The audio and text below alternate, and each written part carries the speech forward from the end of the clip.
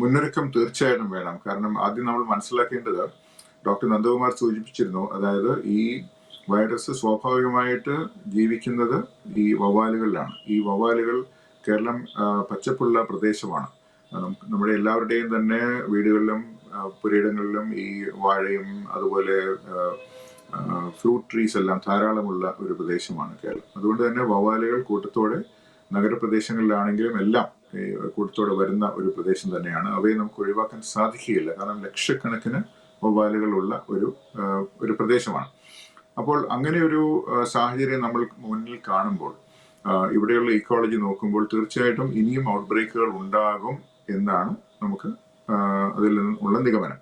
ഈ നിഗമനത്തിന്റെ അടിസ്ഥാനത്തിലാണ് താങ്കളുടെ ചോദ്യത്തിന് ഉത്തരം വരുന്നത്. അതായത് ഇനിയും ഔട്ട് ബ്രേക്കുകൾ ഉണ്ടാകും. ഈ ഔട്ട് ബ്രേക്കുകൾ എവിടെ ഉണ്ടാകും എന്ന് നമുക്ക് കൃത്യമായിട്ട് പറയാൻ സാധിക്കില്ലെങ്കിൽ കേരളത്തിലാകമാനം അത് ഉണ്ടാകാനുള്ള സാധ്യതയുണ്ട്.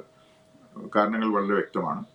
അപ്പോൾ അങ്ങനെ ഉണ്ടാവുകയാണെങ്കിൽ അത് ആദ്യത്തെ കേസ് കണ്ടെത്തുക എന്നുള്ളത് വളരെ പ്രധാനപ്പെട്ട വിഷയമാണ്. അല്ലാതെ ആദ്യത്തെ കേസ് ഉണ്ടായി അത് ഡയഗ്നോസ് ചെയ്യാതെ പോയി ആ വ്യക്തിയിൽ നിന്നും അനേകം പേരിലേക്ക് ഇത് വ്യാപിച്ചതിന് ശേഷം കണ്ടെത്തുന്ന ഒരവസ്ഥ ഇവിടെ ഉണ്ടാകാൻ പാടില്ല. അങ്ങനെ ഉണ്ടാകും എന്ന് ഞാൻ വിശ്വസിക്കുന്നുമില്ല. കാരണം നമ്മളിപ്പോൾ നടത്തുന്ന ചർച്ച തന്നെ അതിന് ഒരു ഉദാഹരണം തന്നെയാണ്. അതിനെപ്പറ്റിയുള്ള കൃത്യമായിട്ടുള്ള വിവരങ്ങൾ അറിയുന്ന ഡോക്ടർമാരാണ് ഈ ചർച്ചയിൽ ഇരിക്കുന്നത്. ഈ വിവരങ്ങൾ എല്ലാവരിലേക്കും എത്തുന്നു എന്ന് ഞാൻ മനസ്സിലാക്കുന്നു. അപ്പോൾ ഇപ്പോൾ ഹോട്ട്സ്പോട്ട് എന്ന് വിളിക്കുന്ന ചില പ്രദേശങ്ങൾ നമുക്കറിയാം. അവിടെ നിന്നും അല്ലാതെയുള്ള സ്ഥലങ്ങളിലും അഥവാ ഈ ലക്ഷണങ്ങളോടുകൂടിയുള്ള രോഗി വന്നു കഴിഞ്ഞാൽ സ്രവങ്ങൾ കൃത്യമായിട്ട് സ്റ്റെപ്പ് അനുസരിച്ചിട്ട് പ്രോട്ടോകോൾ അനുസരിച്ച് പരിശോധിക്കാനും, ആദ്യത്തെ പരിശോധന സാധാരണഗതിയിൽ നിപ്പയ്ക്ക് വേണ്ടി ആദ്യമേ പരിശോധന നടക്കുകയില്ല. ഉദാഹരണത്തിന് മസ്തിഷ്ക ജ്വരത്തിന്റെ ലക്ഷണങ്ങളുമായിട്ട് ഒരു രോഗി വരികയാണെങ്കിൽ സ്രവങ്ങൾ സാധാരണ കാണുന്ന വൈറസുകൾക്ക് വേണ്ടിയിട്ടാണ് ആദ്യം ടെസ്റ്റ് ചെയ്യുക. കാരണം എല്ലാവർക്കും, നേരത്തെ സൂചിപ്പിച്ചപോലെ എല്ലാവർക്കും നിപ്പ പരിശോധന ചെയ്യുന്നത് യാതൊരു വിധത്തിലും അത് ആപ്ലിക്കബിൾ അല്ല. It is not feasible.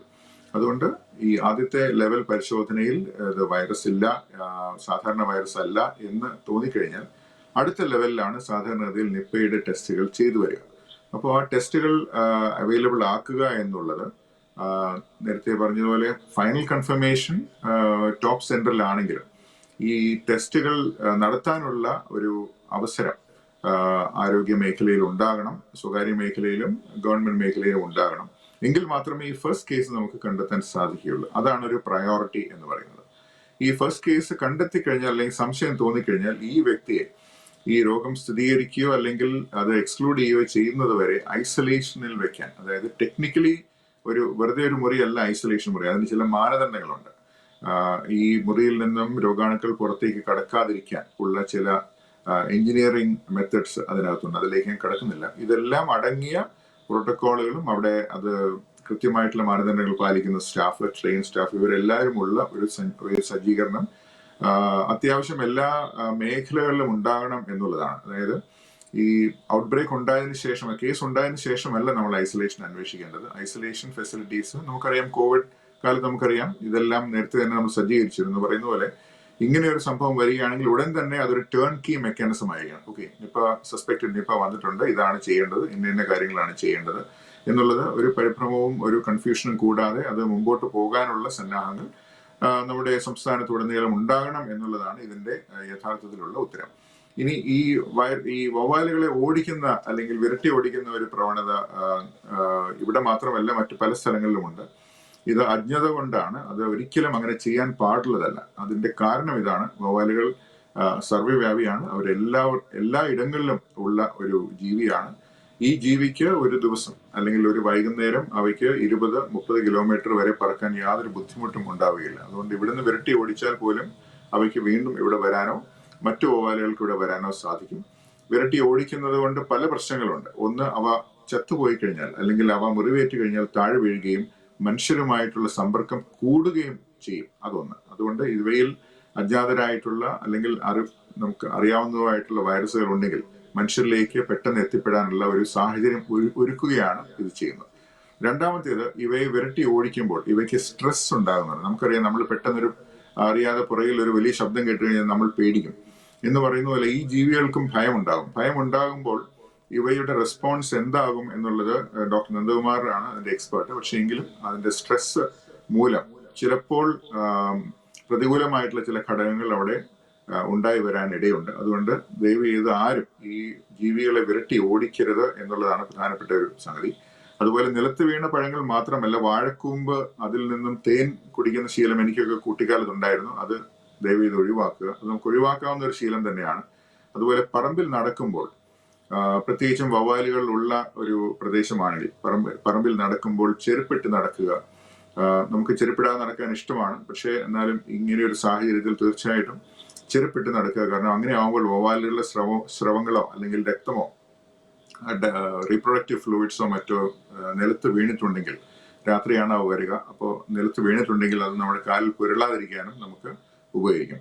അതുപോലെ മരത്തിൽ കയറി കുട്ടികൾക്ക് മരത്തിൽ കയറുന്ന ശീലമുണ്ട്. അതുകൊണ്ട് വവ്വാലുകളുടെ രക്തമോ മറ്റോ പറ്റിയിരിക്കുകയാണെങ്കിൽ അവയ്ക്ക് മുറിവ് പറ്റാനും മറ്റും സാധ്യതയുണ്ട്. ഇനി വവ്വാലിനും മനുഷ്യനും ഇടയ്ക്ക് മറ്റൊരു അജ്ഞാത ജീവി ഉണ്ടോ എന്നുള്ള ഒരു സംശയം ഇപ്പോഴും നമ്മുടെ മുമ്പിലുണ്ട്.